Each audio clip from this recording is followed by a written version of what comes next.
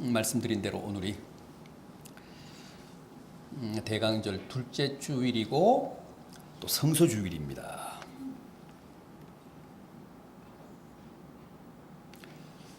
성탄을 기다리는 절기인데 여러분, 성탄이 뭡니까? 성탄 어떤 사건입니까? 오늘 본문인 이 요한복음에 의하면 말씀이 육신이 되신 사건, 말씀이 육신이 되신 사건입니다. 14절을 보십시오. 제가 소개해드린 본문 마지막 14절, 말씀이 육신이 되어 우리 가운데 거하심에 그랬습니다. 말씀이 육신이 됐다. 이게 무슨 소리입니까? 이걸 우리가 성육신이라고 하죠. 도성인신이라고도 합니다. 성육신. 영어로는 인카네이션, 독일 말로는 인카나치온. 무슨 뜻입니까? 말씀이 육신이 되셨다. 결국 하나님이 사람이 되셨다는 뜻이죠. 하나님이 사람이 되신 사건, 그게 성탄이다.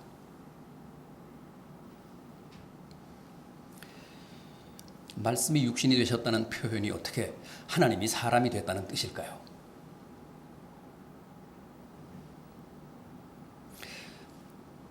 요즘 우리는 성경이 이렇게 말씀이 육신이 되셨다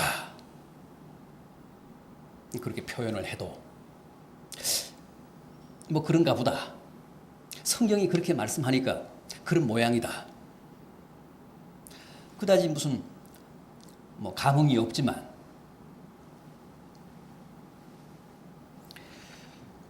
이 요한복음을 처음 접했을 헬라 문화권의 사람들은 달랐을 겁니다. 아마 굉장한 충격이었을 거예요. 이 요한복음은 복음서 중에서도 특별히 헬라 문화권의 사람들에게 기독교 진리를, 기독교 복음을 변증하기 위해서 기록한 성경 아닙니까?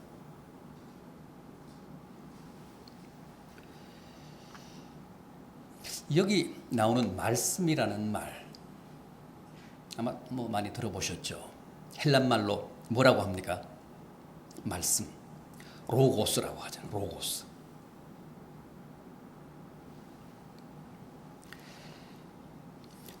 로고스.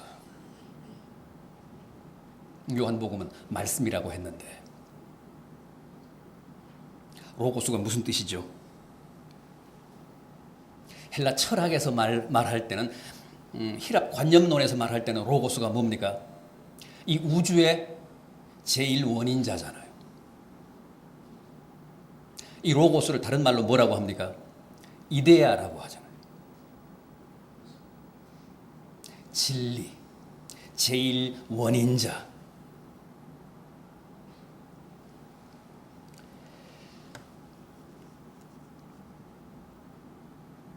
히랍 사람들에게는 이 로고스가 곧 신입니다. 하나님입니다. 이 요한복음 1장 1절 보십시오. 태초에 뭐가 있었다고요? 로고스가 계시니라. 태초에 말씀이 계시니라. 이 말씀이 하나님과 함께 계셨으니 이 말씀은 곧 뭐라고요? 하나님이시니라. 태초에 로고스가 계시니라. 이 로고스가 하나님과 함께 계시니 이 로고스가 곧 하나님이시니라. 그러니까 요한복음 1장 1절은 이게 헬라 사람들의 신념이고 헬라 사람들의 사상입니다. 헬라 철학입니다. 여기까지는 놀랄 일이 없습니다. 그런데 문제는 이 로고스가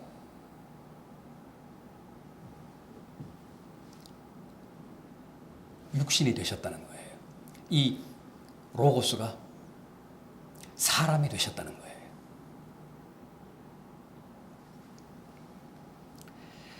이건 절대 용납이 안 됩니다. 이건 말이 안 됩니다. 여기서 육신은 뭐죠? 헬란말로 뭐라고 합니까? 사르크스라고 합니다. 로고스와 사르크스 어떤 관계입니까? 극단한 대비 개념입니다. 로고스와 사르크스는 반대말입니다.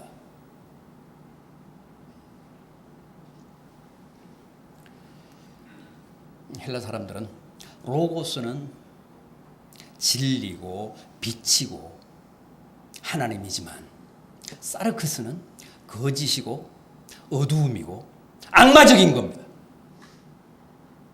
우리의 영혼을 가두는 감옥이 사르크스입니다. 살입니다. 육신입니다.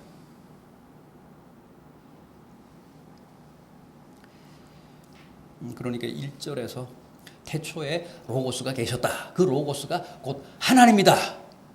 여기는 뭐 이 말씀에는 이 선언에는 놀랄 게 없었지만 오늘 본문 14절에서 그 로고스가 사르크스가 됐다.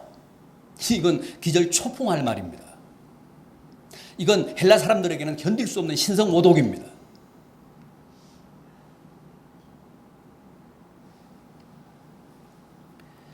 초대교회 최대 이단 중에 영지주의라는 게 있었습니다. 그노시스, 영지주의. 그 영지주의는 어떤 사람들이냐 하면 헬라 철학에 익숙한 사람들이 기독교로 개종한 사람들. 그 사람들은 기독교로 개종한 이후에도 헬라 철학을 포기할 수가 없었습니다. 그래서 성경도 그들에게 전해진 복음도 다 헬라 사상으로 조명을 했습니다. 해석을 했습니다. 헬라 철학적으로 이해를 했습니다. 그래서 로고스가 사르크스가 됐다. 말씀이 육신이 됐다는 말을 우리가 못 믿겠다. 그래서 주장한 게 뭡니까? 기독교 2000년사의 최대 이단 사설 가현설입니다. 가현설이 뭐죠? 로고스가 사르크스가 된 게 아니고 말씀이 육신이 된 게 아니고 마치 말씀이 육신이 된 것처럼 우리 눈에 보였을 뿐이다. 그게 도케티즘, 가현설이라는 가현설. 절대 로고스는 사르크스가 될 수 없다는 거예요. 악마적인 육체가 될 수 없다는 거죠. 지고지순한 하나님이 어떻게 악마적이고도 어두움인 육신이 될 수 있느냐? 인간이 될 수 있느냐? 그건 어불성설이라는 겁니다. 그래서 가현설을 주장했어요. 다만 우리 눈에 그렇게 사람처럼 보였을 뿐이다. 육체처럼 보였을 뿐이다. 본질은 아니다. 하나님이다. 그래서 예수 그리스도의 인성을 전면 부정했습니다. 그거 우리 용납 못 하잖아요. 그게 영지주의입니다. 그게 그노시스입니다. 결국 이 요한복음 1장 14절 말씀을 용납하지 못했던 겁니다. 말씀이 육신이 됐다는 걸 받아들일 수가 없었습니다. 어떻게 하나님이 인간이 될 수 있는가? 어떻게 말씀이 육신이 될 수 있는가? 그건 믿을 수 없다. 그건 인정할 수 없다. 그러나 성경은 우리에게 분명히 그렇게 말씀합니다. 하나님이 사람이 되셨다는 겁니다. 그게 성탄입니다. 그게 성탄이라는 사건입니다. 로고스가 사르크스가 됐다는 거예요.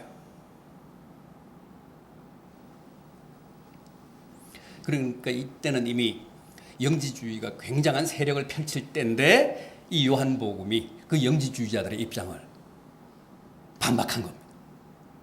말씀이 육신이 되셨다. 그게 기독교다. 그게 복음이다. 그게 성탄이다.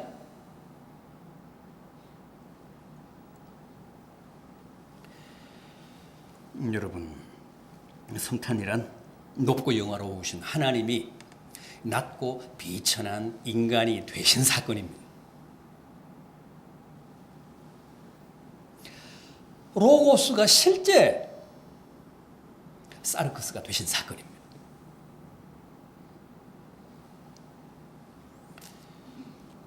그만큼 정말 믿을 수 없을 만큼 하나님이 자신을 인간으로 비하하신 사건, 이 세상에 자기를 기투하신 사건, 투기하신 사건이 성탄입니다. 그래서 전무후무한 기적이고 유일무이한 역설입니다. 그렇다면 왜 그러셨습니까? 왜 로고스가 사르크스가 되셨습니까? 왜 말씀이 육신이 되신 겁니까? 왜 하나님이 사람이 되신 겁니까? 11절 보십시오. 제가 오늘 소개해드린 본문 요한복음 1장 11절 보십시오. 자기 땅에 오매 자기 백성이 영접하지 아니하였으나 아무도 원하지 않았습니다. 아무도 하나님의 그 모험을 환영하지 않았습니다. 반기지 않았습니다. 알아주지 않았습니다. 그런데 어째서 하나님이 그렇게도 구차한 방법으로 마국간의 구유에 오셨습니까?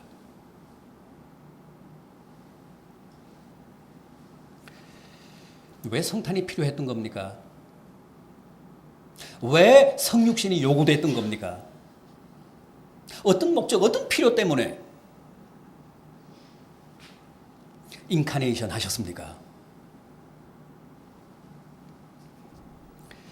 주님이 그렇게 성탄하지 않으셨으면, 말씀이 그렇게 육신이 되지 않으셨으면 우리와 하나님과의 관계는 영원한 평행선이었을 겁니다.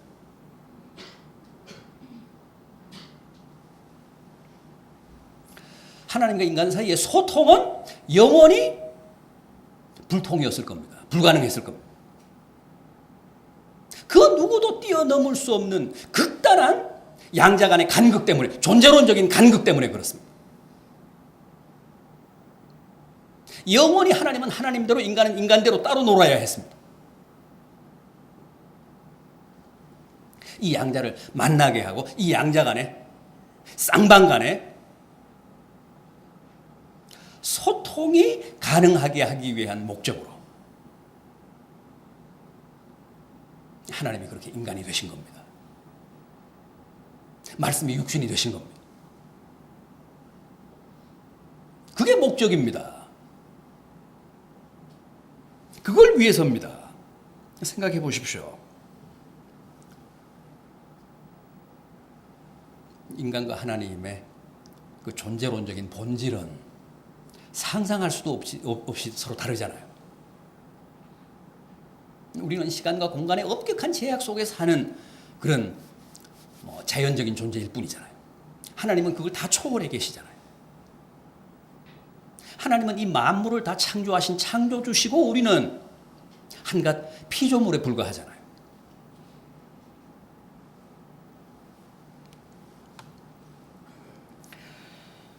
여러분,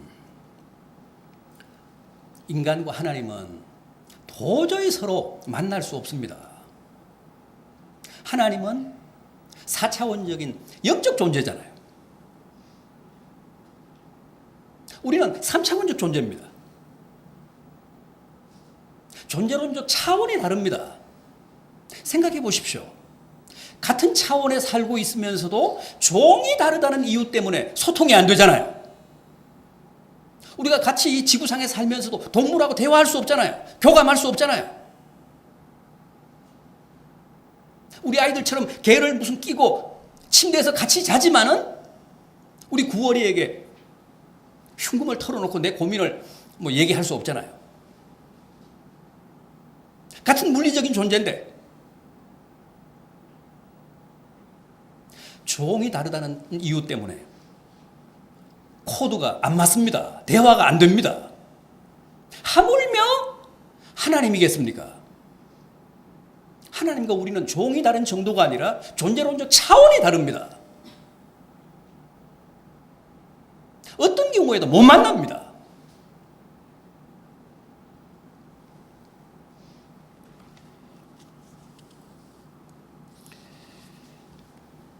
문제는 소통입니다. 소통이 안 되는 겁니다. 서로 극단하게 서로 다른 세상에 다른 차원에 살고 있기 때문에 안 됩니다. 완전히 단절되어 있습니다. 그래서 구약 시대에는 하나님이 어떻게 하셨습니까? 사사라든가 선지자들을 그때 부르셔서 간접적으로 인간과 소통하셨습니다. 그런데 그건 근본적인 한계 때문에 결국 실패하고 말았습니다.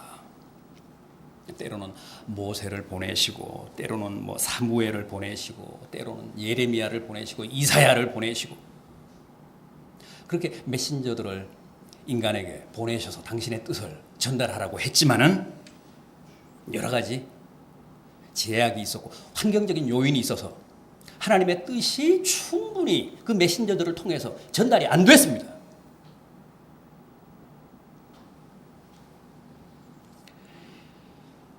그래서 이제 어떻게 했습니까? 어떻게 해야 됩니까? 그런 간접적인 방식의 대화에서 하나님이 실패하시자 그 다음에 시도하신 게 뭡니까? 결국은 차원을 갖게 해야 된다는 거죠.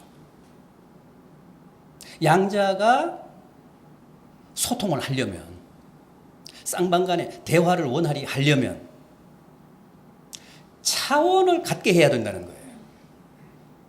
개하고 대화하려면 우리가 개가 되면 되잖아요. 개가 사람이 되면 되잖아요. 하나님과 아무런 막힘 없이 원활하게 소통하려면 우리가 하나님이 되던가 하나님이 사람이 되면 되잖아요. 그런데 하나님은 어떤 길을 택하셨다고요?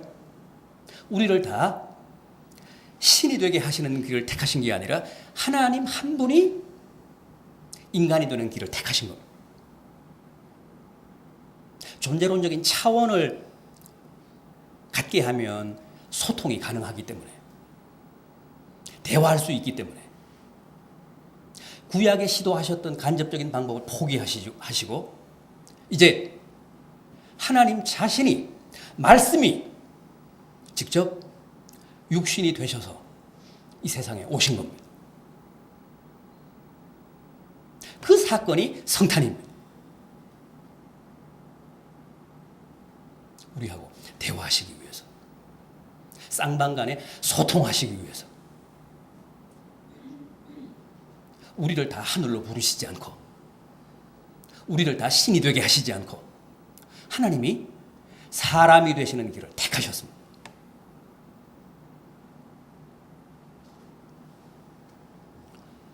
상상할 수 없는 비약이잖아요. 상상할 수 없는 하나님의 자기 비하잖아요.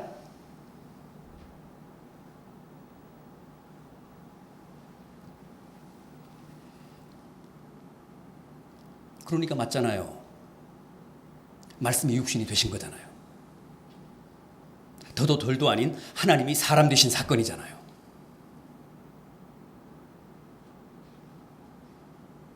그래서 주님은 하나님이십니다. 사람이 되신 하나님이 주님의 존재론적인 실체입니다.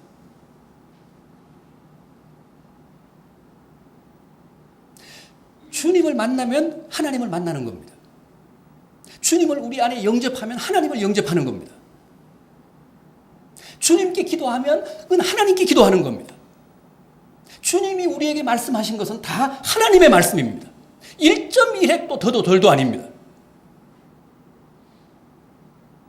복음은 다 하나님의 말씀입니다. 아니, 주님은 걸어다니는 하나님의 말씀이셨습니다. 주님의 존재, 주님의 삶이 다 하나님의 말씀입니다.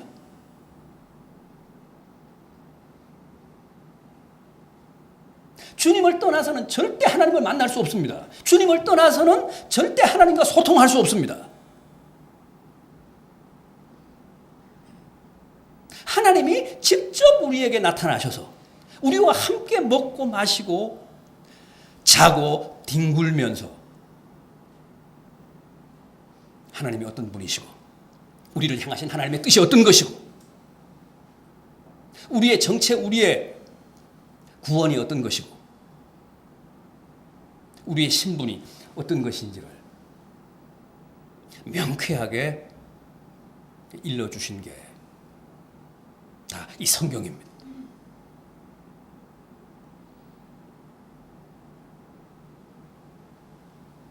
주님이 이 땅에 오시지 않았으면 성경도 없었죠. 뭐 구약 성경은 있었겠지만 신약 성경은 없었지 않겠어요. 신약 성경이 다 주님이 이 땅에 오셔서 우리에게 전해주신 복음이니까. 또 그 복음에 대한 해석이니까.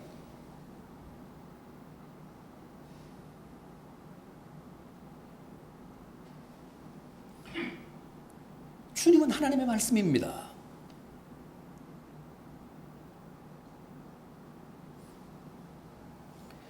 우리가 말씀을 통해서 은혜를 받고 그 말씀 앞에서 결단하고 그 말씀 앞에서 자기를 성찰하고 이건 다 하나님과의 생생한 소통입니다. 대화입니다.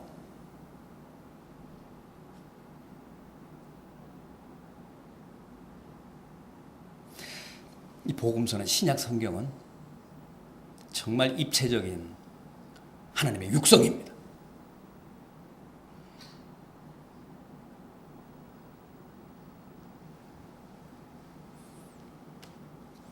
히브리서 1장 1절 이하를 보면 옛적의 선지자들로 여러 부분과 여러 모양으로 우리 조상들에게 말씀하신 하나님이 이 모든 날 마지막에는 아들로 우리에게 말씀하셨다고 합니다. 정확한 표현입니다. 옛적이라면 구약시대를 말하는 거죠. 그때는 여러 선지자들을 통해서 여러 부분으로 여러 모양으로 말씀을 하셨습니다. 그런데 한계가 있었어요. 우리에게도 성에 안 찼고 하나님 쪽에서도 성에 안 찼습니다. 그래서 그 방법 포기하시고 마지막에는 누구를 통해서요? 당신의 아들을 통해서 우리에게 친히 말씀하셨다고 합니다.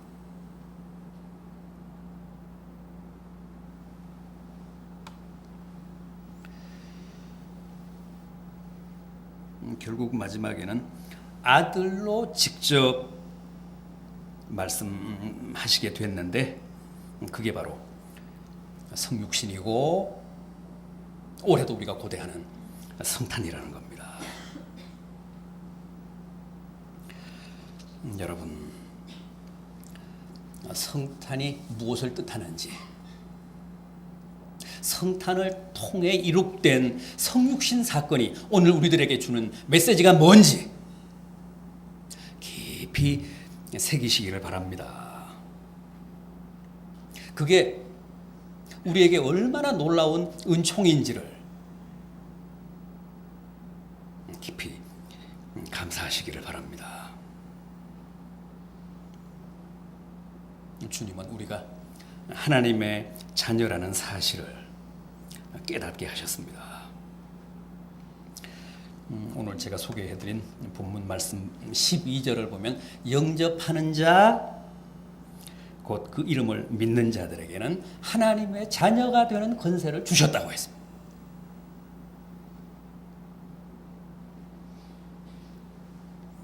말씀이 육신이 되어 이 땅에 오신 주님을 우리는 이미 다 영접한 사람들입니다. 따라서 우리는 다 하나님의 자녀들입니다.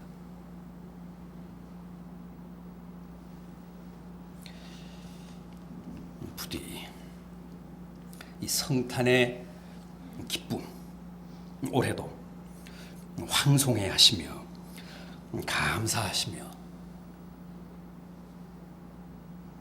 새로운 마음과 각오로 주님을 여러분들 중심에 영접하셔서 영접하는 자들에게 허락하시는 하나님의 자녀의 축복과 은혜가 올해도 예외 없이 여러분들 가정에 충만하기를 진심으로 기원합니다.